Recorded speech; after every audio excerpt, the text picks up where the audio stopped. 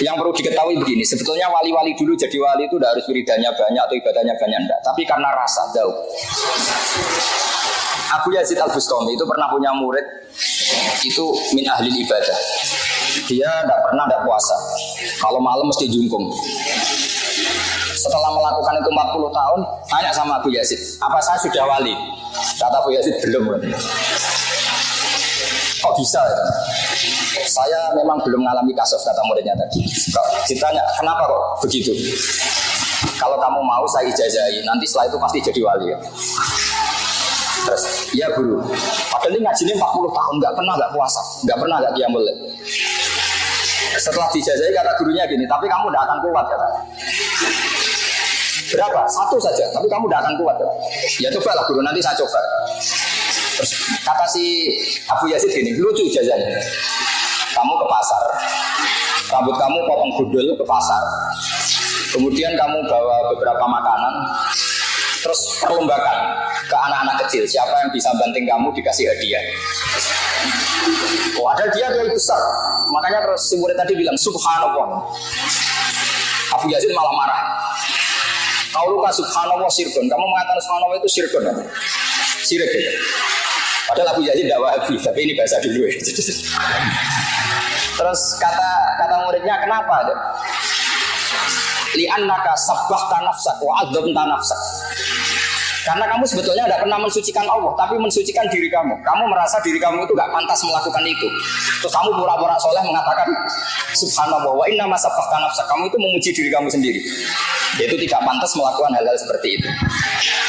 Terus kata Abu Yazid Al-Bustami, ya gara-gara itu kamu tidak akan pernah jadi wali katanya. Artinya apa? Ternyata ibadahnya dia 40 tahun itu hanya ingin cari prestasi. Cari prestasi, ingin jadi wali, ingin jadi orang top. Artinya tidak karena Allah. Makanya ini penting ya. Mungkin ini ilmu yang sudah jarang dibicarakan, tapi kita akan ngomong terus betapa pentingnya ikhlas. Dulu Mbak Maksum Lasem itu dulu juga pernah ngaji di Mbak Maksum Damaran di buyut saya itu. Itu pernah pas pertama Nia itu amin wiridan, terus habis sholat wiridan. Terus ditanya sama temannya, Sum, gue disini atau wiridan, dan saya wiridan. Perkara ini gue isen tuh di dalam santri muakan, arah wiridan kapan tersebut. Kata beliau, iya pertama mergo isen, sesuai lali ya. Lapas lali gue ikhlas. Makanya harus ada gerakan lali, nah lali itu ikhlas. Makanya saya ini termasuk orang yang anti pidato umum, tapi ada pengecualian 2%, itu termasuk Kajen sama Kudus, karena saya kalah sepuh. Jadi ini korban dibully ini sama Gus Mat sama keluarga Kajen. Saya itu diundang pengajian umum jarang mau, termasuk diundang UIN beberapa kali saya juga gak mau. Karena saya memang tadi sudah daftar jadi wali tadi, meskipun saya tidak tahu keterima apa enggak. Ini penting. Nah karena saya mulai kecil di sarang dan fakih saya fakih ala Mbah Zubair, karena sampai sekarang saya juga ngajar mahali sama anak-anak sarang. Saya ingin daftar wali lewat jalur fakih. Nah ini yang perlu saya bicarakan panjang lebar. Ini lebih ringan. Dalam kitab usul fikih yang dikarang Zakaria Al-Ansori namanya Lubul Usul, kemudian disarai bahasa hal namanya Thariqatul Usul. Itu beliau mengutip Zakaria Al-Ansori, kemudian dibenarkan semua syurah, semua penyarahnya. Jadi wali itu gampang. Yaitu ketika hukum fikih itu kan ada 5 kira-kira gitu ya, halal, haram, wajib, sunat, makruh. Makruh itu bukan mubah saja. Kata Zakaria Al-Ansori, beliau cerita begini, sebetulnya mubah itu tidak ada. Mubah itu tidak ada, karena yang dikatakan mubah itu boleh iya, boleh tidak. Jadi dilakukan ya gak dapat pahala, ditinggalkan juga gak mendapat apa? Dosa. Teori itu dikritik oleh beberapa ulama, alasannya ithma min mubahin illa wa yatahaqqaqu bihi tarku haramin ma. Fa'il jamu minasukun tarkul qatli wa minasukut tarkul hibah. Karena tidak ada sesuatu yang mubah kecuali saat itu pasti ada haram yang ditinggalkan. Orang tidur artinya dia tidak zina, tidak maling, tidak korupsi. Orang jagungan misalnya saya guyon sama Mas Nadif, lumayan daripada dugem di kafe, mendingan jagungan sama Mas Nadif. Meskipun tadi ngomongnya saru-saru kata beliau gitu. Katanya tapi saru coro kiai tapi gak saru coro orang awam. Sehingga kiai itu setahu saya tuh ya sering jagungan. Bangun sekenal saya ya jagungan terus. Saya dulu ya iskal. Bangun kalau ketemu Mbak Sal ya guyon, gojol-gojolkan. Ini nggak bisa dikatakan omongan yang tidak penting itu enggak. Karena dari keasikan itu ada sekian haram yang ditinggalkan. Jadi tidak ada sesuatu mubah dilakukan kecuali saat itu pasti meninggalkan keharaman. Terus diteruskan oleh beliau, watakul haram wajibun. Padahal meninggalkan haram itu wajib. Sehingga melakukan mubah juga wajib. Jadi sebetulnya para kiai, para santri yang sewengi turu rata tahajud, anggap saja melakukan kewajiban. Karena ya kan rasanya orang, tidak zina, tidak maling, tidak gosip, tidak bully, tidak wianan maksudnya. Sehingga saya ingin daftar wali yang jalur itu saja.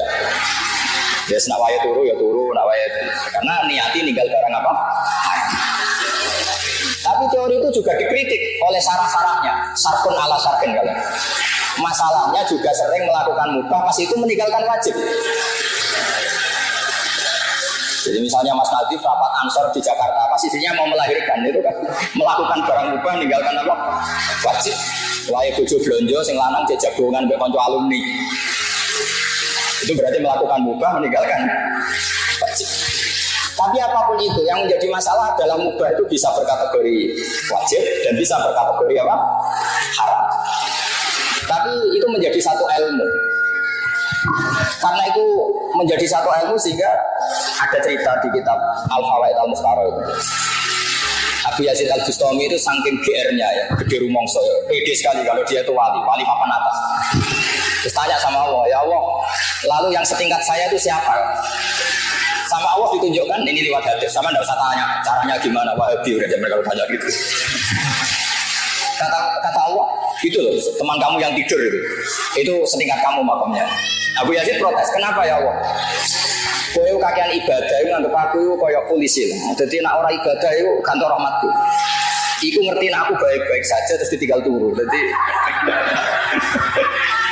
saya ingin daftar yang itu katanya makanya ini. Jadi saya ini sudah daftar tapi yang jalur itu aja. Saya kemarin pilpres itu juga ngaji masif. Saya bilang Ar-Razik itu Allah, Al-Mudabbir itu Allah, yang ngatur dunia itu Allah. Enggak mungkin dong kita fanatik 01 atau 02, tetap yang ngatur dunia itu Allah. Kamu fanatik kan karena kalau dipegang ini nanti dunia jadi gini, dipegang ini begini. Mana ada makhluk punya pengaruh sebesar itu? Kayak rata ngaji tauhid. Jadi menurut saya ya sudah biasa saja. Atas nama prosedur negara, prosedur demokrasi ya kita milih salah satu. Tapi tidak usah iman-iman banget. Iman ya sama Allah Subhanahu wa Ta'ala. Ini penting saya utarakan, ternyata di dunia wali saya punya kitab namanya Khilyatul Auliya. Itu kitab kesayangan Imam Ghazali. Dikarang oleh Abu Nu'aim Al-Asfihani. Di situ ada sekian cara jadi wali, mulai jalur yang serius. Ya mungkin jalur serius itu termasuk saya yakin mimpenihin termasuk Basullah Salam, Pak Mahfud Bas. Ada yang jalur yang agak enggak serius, itu mungkin jalur saya dan saya daftar di sini aja yang itu diantaranya ada cerita gini. Imam Syafi'i itu sebetulnya alimnya itu ketika ngaji Sufyan bin Uyainah. Jadi Imam Syafi'i itu punya guru itu 5 yang terkenal. Pertama ngaji sama Muslim bin Khalid Az-Zanji. Terus beliau ngaji sama Sufyan bin Uyainah, ngaji sama Sufyan As-Sauri. Tapi kenapa yang terkenal itu guru beliau itu hanya Imam siapa? Malik. Setelah ngaji Imam Malik, dia ngaji lagi di Irak sama Muhammad bin Hasan Asy-Syaibani, muridnya Abu Hanifah. Sufyan bin Uyainah itu termasuk orang yang menceritakan, padahal orangnya khusyuk. Sufyan bin Uyainah itu orangnya khusyuk. Dia pernah cerita, Nabi yang segenerasi, sezaman itu hanya 3. Kita tahu ada Nabi Lut dan Nabi siapa? Ibrahim. Tapi gak level, karena Nabi Lut itu pernah keponakan sama Nabi Ibrahim. Seangkatan tapi gak level. Sehingga gak mungkin lah kalau ijtihadnya imbang itu gak mungkin. Jadi yang satu mutabik, yang satu mutabak kira-kira. Terus ada Musa dan Harun. Ini Harun juga gak mungkin melawan Musa karena dia jadi Nabi itu atas proposalnya Nabi Musa. Sebenarnya Harun itu udah pakai Nabi. Tapi karena Nabi Musa itu alsat, pelat, beliau matur ke pangeran, Gusti saya ini pelat, harus ada jubir. Jadi bukan Balim kok yang punya jubir dulu, Nabi Musa juga punya jubir. Rabbi shrah li sadri wa yassir li amri wahlul 'uqdatam min lisani yafqahu qawli waj'alni waziran min ahli Haruna akhi. Ada sebagian ayat yang lebih jelas. Wa akhi Harun huwa afsahu minni lisanan fa arsilhu ma yarid ayusaddiquni. Gusti saya ini pelat, sehingga kalau saya jadi nabi nanti kalau nalkin orang bingung mayitnya kira-kira gitu. Saya pernah didatangi seorang kiai top. Dia pas stroke, pas agak darah tinggi disuruh nalkin. Pertama dia mau menyenangkan soibul musibah, dia mau. Terus dan jenengan nalkin piye, jenengan pelat kabeh. Kok mayite bingung. Sudah pelo terus. Bikus kula donga mawon sakit mayite. Singkat cerita Nabi Musa dan Harun itu seangkatan, tapi Nabi Musa nggak mungkin dilawan Nabi Harun karena jadinya Nabi Harun itu karena proposal Nabi siapa? Musa. Ya kira-kira kalau Mas Nadif jadi menteri proposalnya Ma'ruf Amin kira-kira gitu. Enggak mau dia, mau jadi wali aja. Ya jadi nanti tak daftarkan. Tapi yang lewat tadi amatir saja ya, siap yang amatir aja. Dulu itu lawan debat saya. Dulu kalau misalnya kajian wakilnya dia, wakilnya sarang saya. Karena saya hormat bahasa hal, dia kalau ngomong sekenanya tidak saya bantah. Makanya saya dendam sekarang ini ngomong saya pegang mic. Dulu gaya dia. Karena Mbak Dola terkenal wali, dia mantunya Mbak Nafek, terus terkenal kalau mau jadi mantunya Mbak Nafek. Jadi saya keteror ini jadi menantu mbah saya. Jadi terus ya sudah diam, dia ngomong sekenanya ya sudah bisa sekenanya. Nah, sekarang itu saatnya balas dendam. Terus kemudian ada nabi yang seangkatan yang memang kualitasnya sama, kedekatannya sama Allah sama, mazaya wal fadilnya juga sama, yaitu Isa dan Yahya. Nabi Isa kita tahu mulai kecil ya sudah bisa ngendikan wa yukallimun nasa fil mahdi wa kahla. Nabi Yahya juga kata Allah ya Yahya khudil kitab bi quwwah wa atainal hukma sabiyya. Tapi apa yang terjadi? Karena seangkatan, selevel, sama-sama masih muda. Itu kalau Nabi Yahya dan Isa ketemu di salah satu kampung binaan. Itu kalau Nabi Isa tanya gini, di sini yang rumahnya orang-orang fasik siapa ya? Yang masih narkoba, masih dugem, masih sakau, rumahnya mana ya? Kalau Nabi Yahya tanyanya enggak, di sini yang rumahnya Pak Yahya, yang orang-orang soleh mana ya? Ini yang cerita Sufyan bin Uyainah dalam kitab Khilyatul Auliya atau Tabaqatul Asfiya. Sehingga saya jamin semua cerita yang ada di Ihya tentang Manaqibul Akhyar itu Imam Ghazali ngambil dari kitab apa? Khilyatul Auliya. Sekitar 14 juz. Kalau di kitab saya ada 14 juz. Mungkin kalau di Mas Nadif hanya satu karena dia malas beli terus pakai apa itu? Maktab apa? Samila. Gratis ya? Yes. Masalah itu menurut saya. Kalau saya enggak, kita betul ngomong kita betul jadi. Itu akhirnya dibukalah satu dialog. Kata Nabi Yahya, kenapa kamu tanya rumahnya orang-orang buruk? Aina sirorun nas. Kenapa kamu selalu tanya aina sirorun nas? Mana orang-orang buruk? Nabi Isa enggak mau jawab, terus tanya. Lah kenapa juga kamu tanya aina khiyarun nas? Di mana rumahnya orang-orang baik? Nabi Yahya jawab, ya enak lah ketemu orang-orang baik, nyaman, terus barokah, ya pokoknya enak lah ketemu orang-orang soleh itu enak. Apa jawabannya Nabi Isa? Anak nabiyun biman zilati tobik udawil mardo. Jenenge nabi kayak dokter ning golek daerah endemik penyakit. Dokter kok golek wong waras apa-apanan gitu. Ya kira-kira seperti itu. Makanya terus di NU banyak kiai jadab ya payu gitu kira-kira. Mungkin Mas Nadif daftar gak? Jadi itu macam-macam. Makanya di NU itu ono kiai mau kancanan wong fasik tok ya payu, kancanan wong saleh tok ya payu, karena memang Nabi dawuh al ulama warasatul anbiya. Dan itu semua teks hadis uniknya ada yang kata-kata al ulama warasati. Ya ada. Tapi al ulama warasatul anbiya. Sehingga semua watak para nabi dulu itu terwakili oleh ulama-ulamanya Rasulullah Shallallahu Alaihi Wasallam. Sampai sebagian riwayat disebutkan ulama ummati ka'ambiya ibani Israel. Sebagian riwayat ka'rusuli ibani Israel. Kita tahu ketika Asra Badrin, tawanan perang Badar, Rasulullah tanya, ini diapakan? Kata Abu Bakar, hum asyiratuka, itu keluarga kamu ya Rasulullah. Maafkan saja. Kalau terpaksa ya ambil fidah, ambil tebusan, jangan bunuh, mereka keluarga kamu ya Rasulullah. Ketika tanya Umar, ini diapakan? Itu kan orang-orang yang ingin membunuh kamu, ingin mengusir kamu, sekarang ketangkep ya bunuh. Oh repot, kata Umar. Apa kata Rasulullah? Masaluka ya Abu Bakrin ka masali Ibrahim isqala faman tabi'ani fa innahu minni wa man asani fa innaka ghafurur rahim. Wa masaluka ya Umar ka masali Nuh isqala rabbil tazar alal ardi minal kafirina daya. Nah, saya enggak tahu yang Mas Nadif itu kayak Nabi siapa, itu saya belum tahu. Khidir ya? Apa Nabi Daniel? Jadi ini penting saya ceritakan supaya mana hijud dakwah. Nabi yang jadi raja juga banyak, Nabi Dawud, Nabi Sulaiman. Jadi kalau ada kiai jadi wakil presiden ya tidak aneh gitu. Ya biasa saja itu. Nabi yang nggak suka uang, yang nggak ulama yang nggak suka uang juga nggak punya uang dulu ya banyak. Terus yang nggak jelas ya nggak kaya, nggak miskin ya banyak. Yang istrinya banyak ya nggak usah diteruskan, sensitif gitu wilayahnya. Tapi yang penting saya utarakan di sini adalah khazanah ini tidak boleh hilang. Sehingga ketika Nabi Isa bilang ana nabiyun biman zilatit tobik udawil mardo, kita tahu zaman kita ngaji mardo itu jamaknya marid, karena masyhur itu kan fa'la liwasfin qatilin wazamin, jadi marid dan mardo halikin halka. Sehingga itu jadi manhaj besar. Saya punya kitab namanya Hayatus Sahabah. Di situ hanya ada cerita justru saat Nabi membina orang-orang fasik. Termasuk ini cerita di Hayatus Sahabah. Nabi pernah duduk di depan itu. Nabi itu dahar. Nabi itu unik, kalau dahar memang dipertontonkan ke orang banyak. Dan daharnya itu tidak priayi. Cara ukuran priayi Arab itu tidak priayi. Ketika ada mumisah liwat, nggak usah diterjemah mumisah itu apa, karena ya sudah kira-kira sendiri maknanya.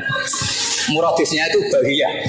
Kalau terjemahan Indonesia tidak tahu saya. Pokoknya mumisah itu ya mumisah itu bahagia. Dulu kalau zaman Pak Harmoko bahasanya bagus, wanita harapan. Ya dulu kan pernah mau diperhalus dengan ketika lewat dikomentari gini, orang situ kok ngaku nabi, yakulu kama yakulul abdu, dia makan nggak priayi kayak budak. Tapi apa kata Rasulullah? Oh iya, saya memang budak terbaik. Tentu maksudnya nabi itu budaknya Allah. Lalu salah saya apa lagi? Ya salah lah, makan nggak tahu-tahu gitu. Terus kata Nabi, ini ada di kitab Hayatus Sahabah di juz 1. Tapi di Maktabah Samil ada juznya ya. Repot. Terus kata Nabi, ya sini silahkan makan, tak kasih. Oh enggak saya maunya yang sudah kamu kunyah. Maunya yang sudah kamu kunyah. Sama Nabi dikasih, yang sudah dikunyah dikasih. Ya sudah ini makanan. Itu barokahnya riku Rasulillah. Di kitab itu disebut falam tarfus ba'dahu abadan. Setelah peristiwa ini, dia tidak lagi melakukan rofas. Ya rofas gak usah diterjemah lagi. Padanannya itu kata bahasa Arab az-zina. Falam tarfus ba'dahu abadan atau ba'dahu abadan. Ba'dahu adil waqi'ah abadan. Jadi di situ di Hayatus Sahabah itu banyak cerita Nabi membina orang-orang fasik. Termasuk ada seorang pemuda yang hipersek. Ya Rasulullah, saya ini orang Arab, saya ini hiper. Saya mau masuk Islam, syaratnya diberi izin zina. Karena itu gak mungkin, terus geger sahabat. Ketika Nabi dengar ada geger-geger, tanya itu ada apa? Itu ada pemuda mau masuk Islam tapi yastazinu fi zina. Dia harus dibolehkan zina. Makanya kita cegah untuk ketemu jenengan ya Rasulullah. Tapi kata Nabi, udnuh, pakai sakta udnuh. Sudah lah Bapak suruh sini kan. Apa yang dilakukan Nabi itu luar biasa. Nabi pertama tanya gini, kamu pemuda yang yastazinu fi zina? Iya ya Rasulullah. Nabi itu bisa mencuci otak sampai seperti ini. Atau hibbuhu li ummik. Kowe seneng nak mbokmu didemeni wong-wong. Oh tak baca Gusti ana sing demeni mbok kula. Karena kelebihannya preman itu kan biasanya itu harga dirinya tinggi. Kowe seneng nak anakmu dadi demenane wong. Wah ya seneng ya Rasulullah. Atau hibbuhu li ummik, atau hibbuhu li bintik, atau hibbuhu li ammatik, atau hibbuhu li kholatik. Sama Nabi dibully. Kamu bisa bayangkan ibu kamu di sini orang? Ya tidak bisa ya Rasulullah. Anak kamu, putri kamu tidak bisa. Bule kamu, bude kamu tidak bisa ya Rasulullah. Sampai dikejar gitu sama Rasulullah, ditatar begitu. Terus bilang gini, ya Rasulullah, tidak ada sesuatu yang saya benci kayak zina. Benar-benar biadab memang sih. Itu hebatnya Rasulullah. Jadi kalau didik itu ringan. Dulu ketika Nabi pertama datang di Medina, itu orang Madinah itu abkhasun nasi kailan. Orang yang paling nggak jujur ketika jual beli. Tapi ketika Nabi datang, kemudian Nabi bikin satu logika fikih yang luar biasa. Yaitu dulu orang Madinah diantaranya itu kalau mau menjual kurma ya, kalau di Indonesia mungkin bajangan itu pelem, masih pentil sudah dijual, misalnya 2 juta. Padahal pentil tadi kan belum ada nilainya. Sehingga di fikih nggak boleh jual qabla budui solahi ya, sebelum kelihatan jadi apa? Bajangan ya. Terus ketika Nabi, loh, kok sudah kamu jual apa, kata Nabi? Ya jual pelem ya Rasulullah 2 juta. Lah yang dipohon itu apa ya, pentil. Masa pentil 2 juta? Tapi nanti kan jadi pelem ya Rasulullah. Nanti kan jadi mangga ya Rasulullah. Terus Nabi membuat satu makalah yang luar biasa. Kata Nabi, Aro'aita in mana Allahu as-samra fadima yastakhilu ahadukum mala akhi. Umpama nanti ini gak jadi sampai mangga, gak jadi sampai pelem, lalu uang 2 juta itu atas nama apa? Kamu ngambil uang 2 juta itu atas nama apa? Katanya atas nama pelem, kan gak jadi pelem karena kena angin. Iya ya Rasulullah, ternyata kita zalim. Semenjak itu orang Medina gak ada yang seperti itu. Makanya di antara syarat seorang jadi nabi itu harus fatonah, punya kemampuan argumentatif. Nah, ini yang saya ngaji di mana-mana bilang, biasanya problemnya orang soleh itu kan nggak cerdas. Dulu Nabi ya soleh ya, nggak cerdas. Sehingga Nabi itu nggak pernah kalah debat, meskipun sama orang Yahudi. Dulu yang namanya Imam Syafi'i, Imam Ahmad, ulama-ulama dulu itu nggak ada yang pernah kalah debat. Dan menangnya ini bukan menang abul-abulan, memang menjadikan orang itu insaf. Saya punya sekian cerita gitu. Imam Syafi'i dulu tuh ada pinter-pinter amat. Yang namanya masih amatir. Itu dulu namanya kaya itu mantelnya bukan main, karena harta itu halal wa hisab wa haramuha iqab. Sehingga dia pengagum kiai miskin. Seneng loh jenenge melarat tuh seneng. Marhaban orang bebas hisab, bebas hisab. Kalau kita kan melarat asli bukan pilihan. Jadi melarat tuh ada yang diinginkan karena takut hisab, ada yang asli. Saya tidak tahu yang kena hisab itu yang asli apa yang enggak tahu saya. Singkat cerita, Sufyan Ats-Tsauri itu kiainya miskin. Sufyan bin Uyainah juga. Ketika ngaji di Imam Malik itu babutnya itu kalau diinjak, itu mata kakinya tidak kelihatan, saking empuknya babutnya Imam. Terus kalau ngaji dia di kursi tinggi, gaya lah pokoknya Imam Malik. Itu Imam Syafi'i mulai mikir, ini wong alim kok dunyane akeh. Terus murid dulu itu lucu. Jadi kalau habis ngaji bilang gini, Pak Guru, sudah cukup ini, kamu sudah alim. Masih ada yang alim kayak jenengan? Oh, no, tapi mati dari Imam Malik. Siapa? Abu Hanifah. Lalu saya gimana? Kamu temui muridnya yang alimnya setingkat Abu Hanifah, namanya Muhammad bin Hasan Asy-Syaibani. Ya. Lalu saya berangkat kapan? Besok kata Imam Malik. Diajak digandeng ke mana itu makamnya Nabi itu yang dekat makam sahabat itu, ke Baqi. Dulu Baqi itu pasar rental dulu ya, ada rental tapi rental onta. Imam Malik umumkan, mana kafilah yang mau ke Irak? Mau saya sewa. Saya Imam Malik. Itu dikasih uang sampai Imam Malik. Dikasih uang, dikasih bekal. Terus saya, kata Imam Syafi'i, hamalani sulrotan fi hadananir. Pernah saya hitung sekitar hampir 50 juta lebih. Karena 1 dinar itu kan 4 gram ya. 1 dinar 4,25 gram. Itu artinya kalau 10 dinar saja sama dengan 40 apa? Gram. Padahal di Sangon itu sekitar 50 gram, 50 dinar. Oh, banyak lah pokoknya. Imam Syafi'i mulai mikir, Kiai melarat tak idol anu ratau nyangoni, Kiai Suger apa dia cocok sama nyangoni. Itu mulai rubah dia. Tapi yang ngaji di sini tidak usah begitu. Singkat cerita terus dia datanglah ke Irak, ke Muhammad bin Hasan Asy-Syaibani. Lebih ngeri lagi, di ruang tamunya Muhammad bin Hasan Asy-Syaibani itu ada emas lantaan. Jadi kalau ngitung uang itu di ruang tamu Muhammad bin Hasan Asy-Syaibani. Itu bisa dipraktekkan kiai sekarang. Kalau ngitung uang itu kesunatannya memang di ruang tamu, supaya santri gak kepikiran nyalami template, karena kiainya uangnya sudah banyak. Itu dari mas lantaan terus didudui dipindah ke sunduk ke satu peti yang lain. Imam Syafi'i mulai ngeper, waduh, saya melihat kayaknya Imam Malik sudah aneh, ini lebih aneh lagi ya. Terus kata Muhammad bin Hasan Asy-Syaibani, karena dia ahli usul fikih, pakar usul fikih, dan nanti ini menjadi awal cerita kenapa Imam Syafi'i jadi ahli apa? Usul fikih. Makanya beliau menanti ngendikan annasu fil fikhi iyalun ala Abi Hanifah. Semua orang yang ngaji kitab saya berarti utang jasa sama Abu Hanifah, karena dia pertama ngaji usul fikih itu gara-gara madzhabnya Muhammad bin Hasan apa? Asy-Syaibani sahibu Abi Hanifah. Imam Malik itu anti usul fikih karena dia ahli hadis. Ya, ini provokator ini. Berarti Wahabi itu Maliki ya? Oh, ya gitu. Itu terserah dengan iman apa enggak. Yang jelas gak wajib iman. Setelah Imam Syafi'i takjub, kata Muhammad bin Hasan Asy-Syaibani, karena beliau senior ya tenang. Kenapa ya Fata? Manggilnya masih, kenapa ya Fata? Ya heran saja, dia kok kaya. Orang alim kok kaya. Kamu heran? Iya. Ya sudah, tak kasihkan orang fasik. Ganti gue demenan, gue tombok. Ampun, nak digo fasik, digo zino, digo tombok. Ya ana tak kene wong sing ra jelas-jelas, digo alat ra jelas. Ampun, kiai mawon sing gadah. Terus mulai mikir, iya ya nak donya dikuasai wong fasik ku ya repot. Wong alim sugih mboten napa-napa mboten. Itu mulai itu rubah. Terus setelah dia rubah, digojok sama Muhammad bin Hasan Asy-Syaibani. Khairul mali ma yusarru bi siddiq wa yukmadu bil adu. Api-api dunya iku kanca seneng mergo iso nyangoni, musuh ora seneng. Imam Syafi'i mulai mikir, iya. Di antara alamatnya wong bener walau karihal kafirun walau karihal musyrikun. Kira-kira wong kafir itu seneng kiai sugih apa kiai melarat? Enggak kira-kira.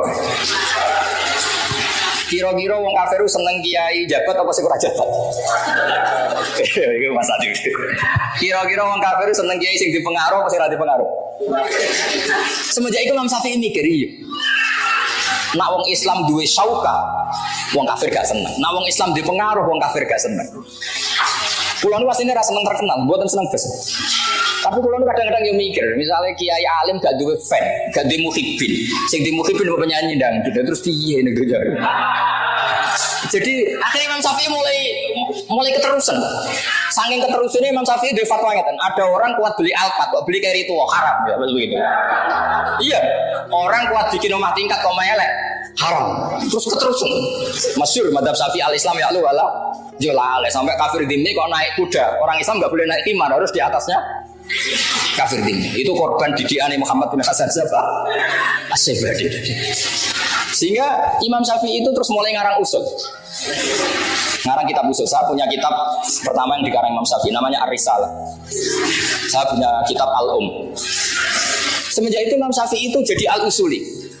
Kemudian keahlian beliau diwarisi Imam Ghazali. Setelah itu jauh, beliau ngarang Al-Mustashfa. Terus Raza Karel Ansori dikaranglah kitab Lubul Usul. Itu diantara yang disarai bahasa ahli Thariqatul Usul ini. Disarai Mbah Mahfud Nailul Ma'mul tadi. Terus era macam-macam. Sampai sekarang kalau di Mesir siapa? Wah, yang ahli siapa? Khalaf itu. Yang ahli usul fikih Wahbah Zuhairi sama siapa? Wahab Khalaf itu. Iya. Zahra Abu Zahra dan sebagainya. Nah, makanya di Matola ini luar biasa menurut saya. Didikan wali ya jalan, karena wali itu penting. Karena kalau tidak ada wali terlalu usuli, orang liberal itu ya korban apa? Usuli. Tapi orang tidak bisa usul fikih udah digobloki ora karu-karuan. Sehingga ada cerita santri sering naboi bojone. Naboi itu memukul pakai tangan, itu bahasa Jawa apa? Naboi. Secara definisi naboi itu mukul pakai tangan. Istrinya lapor sama Pak Yai, alumni jenenganmu keras sama saya, sering naboi saya. Terus dipanggil, hei alumni, kamu jangan pernah naboi istri kamu. Selang sekian bulan istrinya lapor, sekarang nyadui Pak Yai. Karena santrinya nggak ngerti usul fikih, yang diharamkan guru saya kan naboi. Kalau nyadui kan enggak. Nah, ini korban nas, oh. Itu wahabi ya, nanti korban apa? Tekstual itu, tekstual. Tanpa ada ilmu usul fikih itu tidak bisa. Makanya harus dirunut. Naboi, ilatul hukmi itu apa? Idza. Oh, nah idza berarti yuqasu alaihi nyadui, ngidoni. Termasuk yuqasu alaihi kan rumah itu ya lara tenan wong larat itu ya lara tenan. Nah, sehingga apa yang terjadi begini?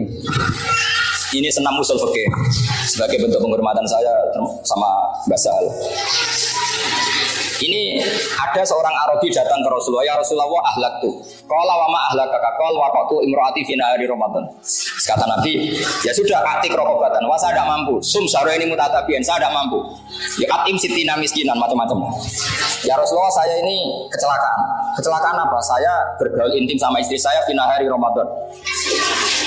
Terus kata Nabi, ya sudah kamu harus bayar kafarah, yaitu merdekakan budak atau puasa 2 bulan berturut-turut. Terus kata pemuda tadi, ya Rasulullah, puasa 2 bulan, kemarin baru 5 hari aja kecelakaan gitu, malah disuruh puasa berapa? 2 bulan. Nah, ini problem usul fikihnya begini. Ada ulama yang mengatakan hukuman seperti itu hanya diberikan pada orang yang menjima istrinya di hari Ramadan. Itu juga satu pendapat yang bisa salah bisa benar karena masalah ijtihadiyah. Tapi banyak ulama, uniknya yang pendapat ini Imam Malik, orang yang anti usul fikih. Kata Imam Malik, misalnya jam 9 ya, kalau saya atau Mas Nadi terus makan mie. Kenapa makan mie? Kepengen naik. Itu cara Imam Malik hukumannya sama dengan jima istrinya di hari Ramadan, karena sama-sama hadku hormati Ramadan min ghairi udhrin syar'iyyin. Karena sama-sama melecehkan Ramadan tanpa udzur syar'i. Sehingga jima itu tidak zina loh, perlu dicatat. Jima istrinya itu zina apa enggak kan? Berarti statusnya apa? Mubah kan? Kalau ngumpuli istri statusnya mubah kena hukuman, berarti makan mie atau makan sate juga kena hukuman. Nah, ini kangkang itu kadang-kadang itu saya naik dewe muka mentang-mentang nyaure mau apa? Sedino. Itu salah besar, itu bahaya itu. Cara madzhab Maliki. Alhamdulillah kita madzhab Syafi'i. Jadi uniknya ulama itu gitu. Imam Malik nganggo waline wis ora pantes Ramadan kok mangan tanpa udzur. Imam Syafi'i sing ahli usul fikih gak ngaku usul fikih. Kata beliau, hukuman itu la yuqasu ala. Jadi nggak boleh dikiaskan kalau hukumannya tentang jima finari Ramadan ya jima saja, yang lainnya enggak. Tapi cara sampean jadi malaikat sing jaga ketertiban puasa. Kira-kira dukung Imam Malik apa Imam Syafi'i? Mangkel gak misalnya ada orang jam 9 terus nyate di pati sewante tamu itu. Dukung siapa? Malik. Jadi wali itu ya aneh, padahal dia anti usul fikih. Imam Malik anti usul fikih. Tapi dia pakai sentimen walinya, pakai hira walinya. Ora pantes. Tanpa uzur. Makanya ini jadi masalah fikih sampai sekarang. Jadi makanya khazanah seperti ini di matolek gak boleh hilang. Semua muqarrar di matolek di MGS itu sama. Usul fikih ya diajarkan, fikih mateng ya diajarkan, tarikh ya diajarkan. Karena ini penting karena secara logika-logika yang dibangun para nabi itu kata Rasulullah, al ulama warasatul anbiya. Saya ngaji di mana-mana sering cerita. Sayyid Abdul Al-Haddad itu kalau ada orang sowan ditanya, kamu ngaji siapa? Saya ngaji sama Mas Nadif. Pernah nangis gak kalau pas ngajar? Enggak pernah katanya. Bujon.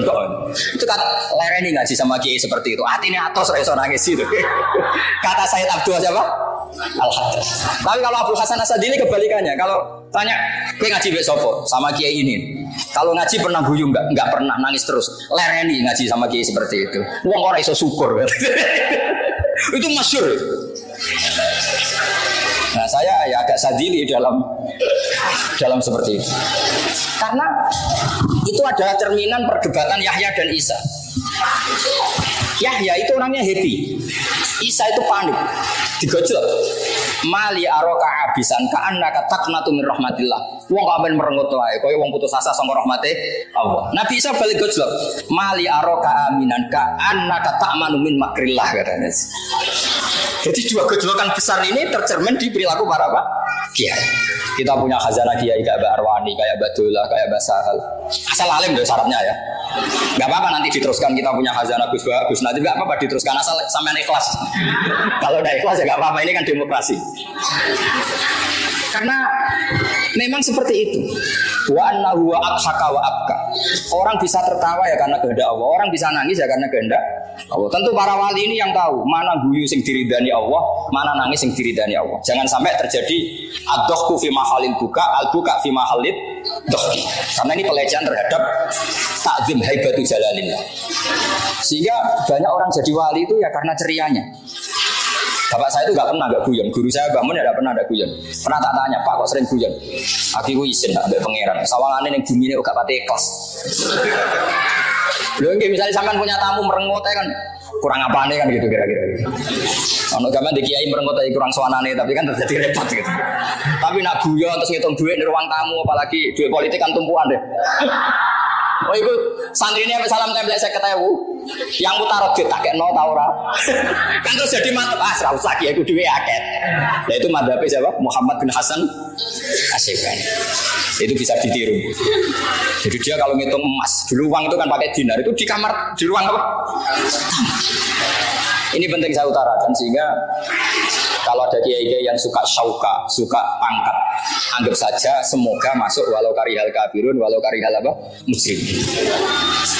Sayyid Qutb itu termasuk diantaranya ikut ikhwan dulu, sebabnya itu ketika dia kuliah itu di barat, dia menyaksikan ketika meninggalnya Presiden Ikhwan Hasan Al-Banna itu gereja-gereja itu udah seneng. Terus dia berpikir alamatnya wong apik itu nak pas mati disenengi wong apa? Kafir. Berarti hidupnya beliau itu karihal kafir. Terus dia mulai tertarik. Meskipun saya tidak nyarankan sama ikut Ikhwan, saya sendiri juga agak setuju. Mau cerita saja, cerita. Jadi dulu itu makanya terus ini penting saya utarakan. Kalau mau daftar wali itu tolong keseimbangan fikih dijaga. Sekarang banyak orang daftar wali tapi tanpa keseimbangan apa? Fikih. Kenangan saya sama Mbah Sahal sebelum beliau wafat qabla sanaten min wafati itu, saya sering ketemu beliau, sering sowan karena beliau memang sepupu mbah saya. Pernah bilang gini sama saya, umpama pantes pondok-pondok tak sertifikat. Ini kata beliau. Kok sakit, Mbah? Ya, anggar pondok-pondok sing kene gondrong ra iso ngaji dari tulang kali Joko itu NU. Terus terkenal wali sing mulang langsung kali Joko duwe unta kusuma yo NU. Engko kadang yo rapati salat iku ya afiliasine NU. Apa tak sertifikat? Anggar gak mulang takrib ora kiai kata beliau gitu. Aku bilang gini loh, jenengan kan Rais Am kan tinggal bikin pelaturan. Aku kiai ra pantes kata beliau gitu. Artinya gini, resiko tradisi NU itu kan macam-macam. Kata Mbak Mun gini, kalau kata Mbak Mun lebih ekstrim lagi. Wali ku ra iso ngaji ora, wali ngono-ngono iku ra iso ngaji. Dadi nak bodoni konangan. Ini kata Mbak Mun. Kok saged ya? Lah iya. Jumatan ning Indonesia setengah siji ditakoki, "Mbah kok ora Jumatan?" Aku wis Jumatan ning Mekah. Ada kata wis Jumatan ning Mekah. Lah setengah siji ning Mekah aja setengah 10. Sudah sijek turu kira-kira. Jadi ku wali amatir, bodoni tapi ra ilmiah. Lah yo setengah siji bar Jumatan takoki, "Mbah kok mboten Jumatan, Mbah?" Aku wis Jumatan ning Mekah, Dong. Kata-katane wis. Kira-kira setengah siji di Mekah jam berapa? Setengah 8 ya?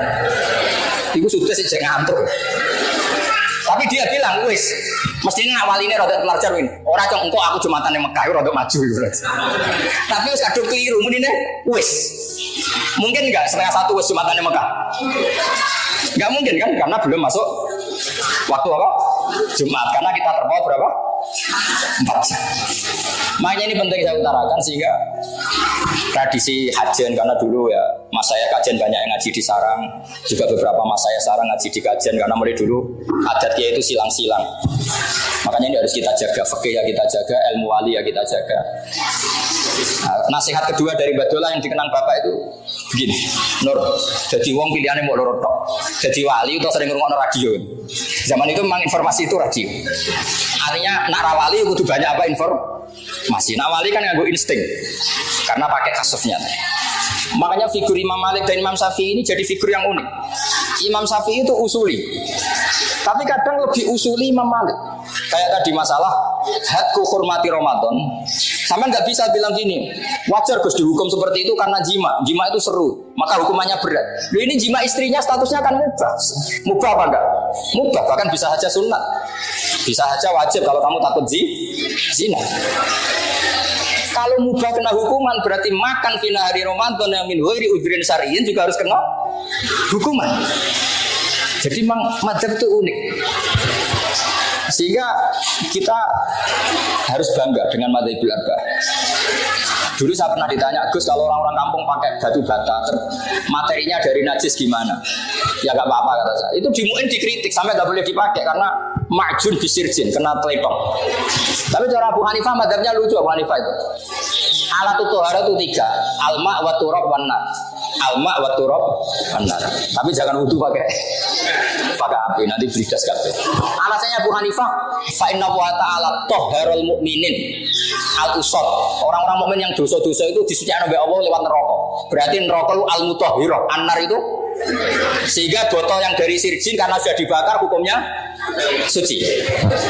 Tapi jangan teruskan tadi ya, misalnya junub gak dapat emak, dapat turab. Ya gak usah diteruskan begitu. Ya untuk menghukumi sirjin saja Pak. Labina atau batu bata yang tercipta makjun apa? Disirjin, pakai telipang. Jadi madzhabul arba'ah ini khazanah. Lagi-lagi setelah diteliti itu juga mirip-mirip apa yang dialami para nabi dulu. Makanya ulama warasatul anbiya. Jadi nabi-nabi dulu itu terwakili oleh akhwalnya para ulamanya Rasulullah Shallallahu Alaihi Wasallam. Bahkan termasuk min karomatul Ghazali adalah cerita ini ada di kitab Ithaf. Ada ulama besar itu mimpi Rasulullah ketemu Nabi Musa, hanya dengan Nabi Musa. Terus Rasulullah dengan gini, ulama umati ka'anbiya Bani Israel. Ulama umatku itu levelnya kayak nabi-nabi Bani Israel. Tentu Nabi Musa gak terima, masa iya? Yang bener aja ulama kalau disamakan apa? Anbiya. Saya tidak tahu ulama yang MUI apa yang itu, tidak tahu. Pokoknya ulama apa? Ulama yang bisa baca Wahab, Mu'in. Kata Mbah Mun itu kiai itu ada dua, ada kiai ya kiai tenan, jabat di Endo ya tetap kiai, ada jabat karena dikiaikan karena jabat.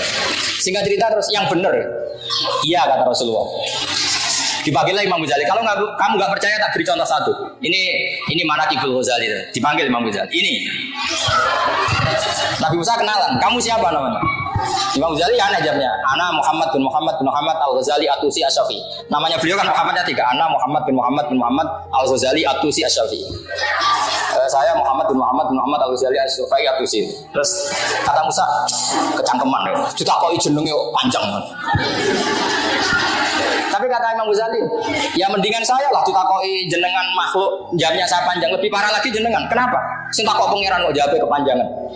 Apa itu? Wa ma tilka biyaminika ya Musa. Sing mbok gawa tangan-tanganmu ku apa? Qala ya aso ya tawakkau 'alaiha wa husyu biha ala ghanami wal yafiha ma'ribu ukhra. Niku ora sopan. Wong sing takok ya alam sirra wa akhfa kok jawabnya kepanjangan.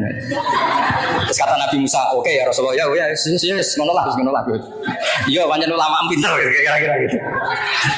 Karena tadi jawab Imam Ghazali, ana Muhammad bin Muhammad Al-Ghazali At-Tusi Asy-Syafi'i Mas. Ditakoki jeneng kok jawabnya kepanjangan. Ya lumayan kula timbang jenengan. Kok iso? Ketika Allah tanya jenengan, "Wa ma tilka biyaminika?" Ya seharusnya kan jawab tongkat Gusti. Tapi jawabnya kan qala ya asoya tawakkau 'alaiha wa ahusyu biha ala ghanami wa liya fiha ma'aribu ukhra. Semenjak itu Nabi Musa iso pelang aku. Yang lebih unik dari itu adalah Imam Nawawi itu delalah namanya itu Yahya, Syarafuddin Yahya, digelari Abu Zakaria. Ku delalah ya ulama mulai cilik alim ya delalah rabi. Bukan karena gak payu, memang ditakdir gak rabi. Artinya mirip Nabi Yahya. Nabi Yahya itu kan ya alim mulai cilik di boten. Umurnya genom kapundhut, Imam Nawawi genom kapundhut. Imam Nawawi kapundhut 44. Makanya saudara Rasulullah ketika ngendikan al ulama warasatul anbiya. Ini penting saya utarakan. Kemudian mungkin ini saya tidak bisa lama-lama selain sungkan ya, wedi ilmu entek macam-macam lah. Yang jelas kalau yang biasa aja sambutan lama-lama ini.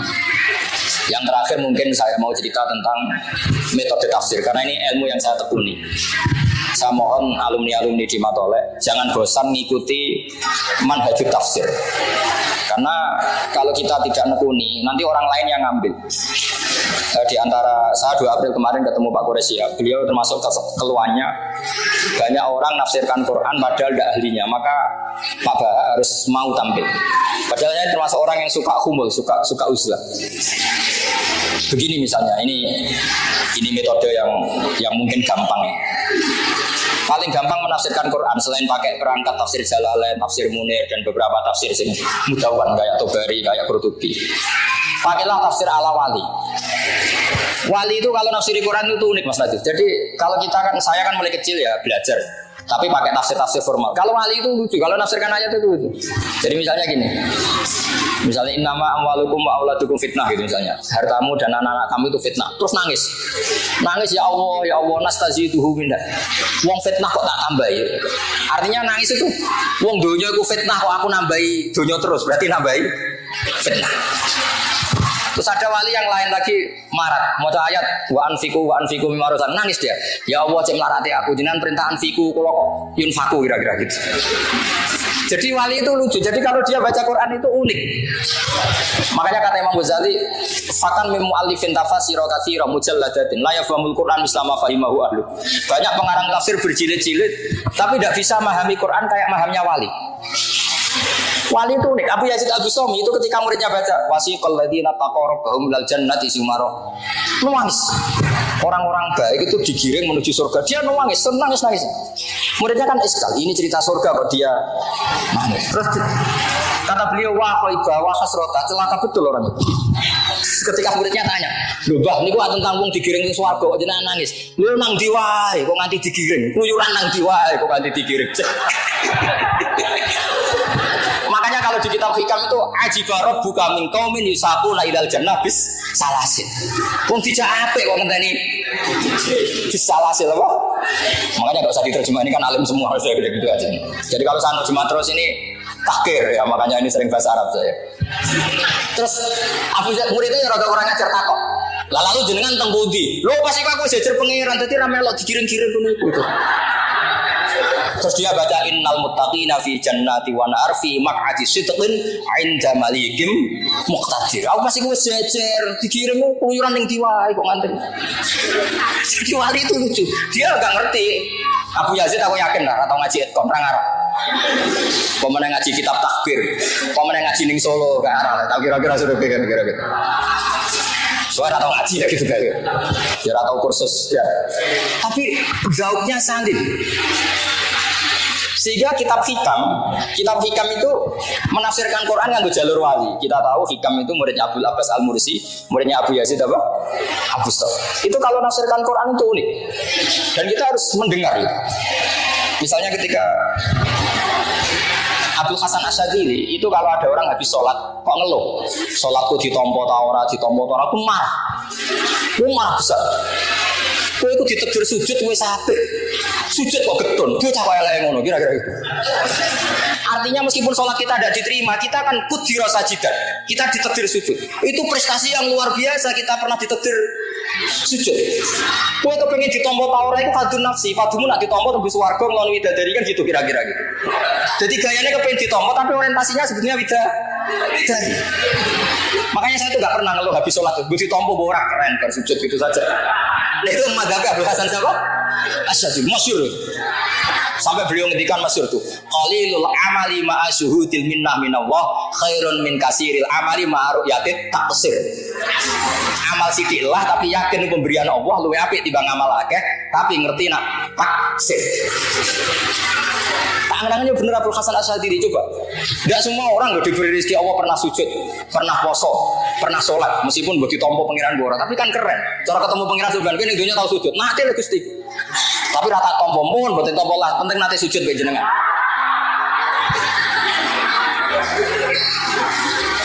Makanya masyhur bro. Nah itu oleh hikam diulang-ulang. Kafal amilina jazaan an radhiyakalaka ahlan diulang-ulang. Cukup kamu sebagai orang pernah sholat, pernah saum, yang penting ke ditakdir nglakoni. Ki rasa bakas ditompo ta ora. Ditakdir pernah melakukan itu satu hal yang luar biasa. Kok ndak keren di mana? Kita pernah ngaji Wahab, ngaji Jalalain, khatam Matoles, keren. Jadi kita orang serap penting. Sementing nek ono hadis tolabul ilmi faridatun pun tamat Matoles. Wes, golek ilmu berdoain pun nanti ramugah bareng kalau sholat. Tadi selesai aman dong. Kalau mulang gitu nonton kalau juara roh ikhlas ora juara roh. Sementing nak hadis uang wajib mulang pun nanti Gusti bolak-balik kalau mulang. Nah ini yang terakhir saya tutup kenangannya Mbak Nafek. Dulu Mbak Nafek itu mau di sarang disuruh ngajar sama Batullah disuruh boyong. Mongkon golek ilmu malah kon mulang gitu kata. Tapi uniknya Batullah ketika beliau sudah di dalam akhirnya Mbak Nafek itu disuruh ngajar. Ketika ya ada kiai lain yang nasihati, kulo tapi wedi salah. Jawab kiai tadi, wedi salah kayak nabi wae. Orang nabi salah biasa. Ini penting. Jadi sebetulnya orang nggak mulang takut salah itu keangkuhan. Berarti dia ingin ila darujatin nubuwah.